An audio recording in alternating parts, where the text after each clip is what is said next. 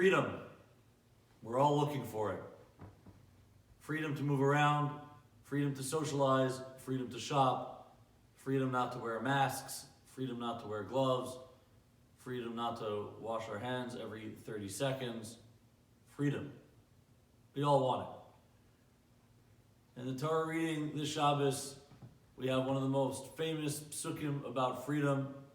So famous, it found its way onto a cracked bell in downtown Philadelphia. V'kidashtem eshnasa chamishim shana ukrasim drar ba'aretz l'chol yoshveh. Yovel hi tia lachem v'shavtem ish el achuzaso v'ish el mishpachto tashuvu. And you will sanctify the 50th year, and you will proclaim liberty throughout the land for all its inhabitants. Yovel, it is the Jubilee year for you. Every man will return to his ancestral heritage, and every man will return to his family. A beautiful pasuk, a beautiful sentiment, a beautiful expression of freedom. What does drar freedom mean? Rashi says, it means the freedom to live in every place. The Malbim writes, it means freedom of movement, the freedom to go every place that we would like. What's so interesting is that in the context of the Kriyas HaTorah, the freedom that is spoken about is the freedom to come home, the freedom to come to our houses. But the freedom that we're looking for is the freedom to get out of our houses, the freedom to leave our homes. And after being cooped up for 2 months, it's understandable that that's the freedom that we seek.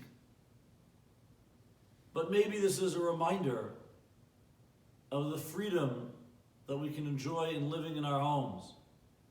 Our history is unfortunately filled with examples of Jews who were so longing to enjoy the freedom to live in their own homes, but were persecuted and were chased and were forced to flee, and all they wanted was to return to their homes.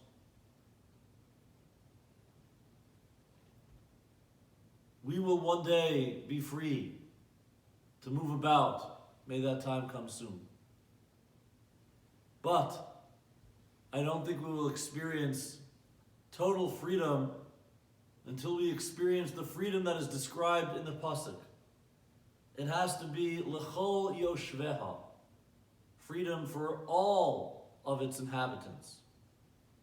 And Rabbi Nachman Zion Zaks, in his commentary to the Torah, points out that we cannot experience complete and total freedom until everyone is free. And there is a literal sense to this pasuk. There's a literal sense to freedom of movement that everybody should have.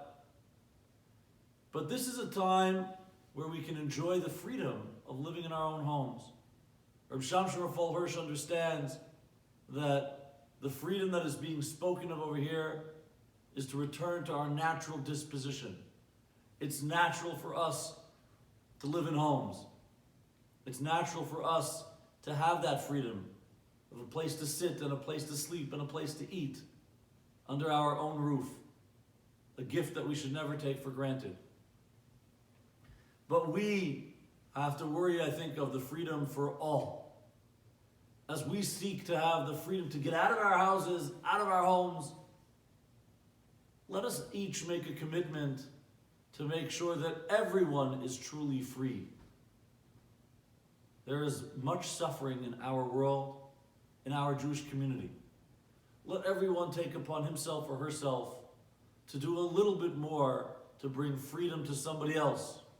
Maybe it's the freedom from physical suffering, someone who, particularly in these times, is not ambulatory, who can't have their needs taken care of for them. Maybe it's the need to help somebody with a mental health challenge. Maybe it's the need to free somebody who is shackled by financial oppression.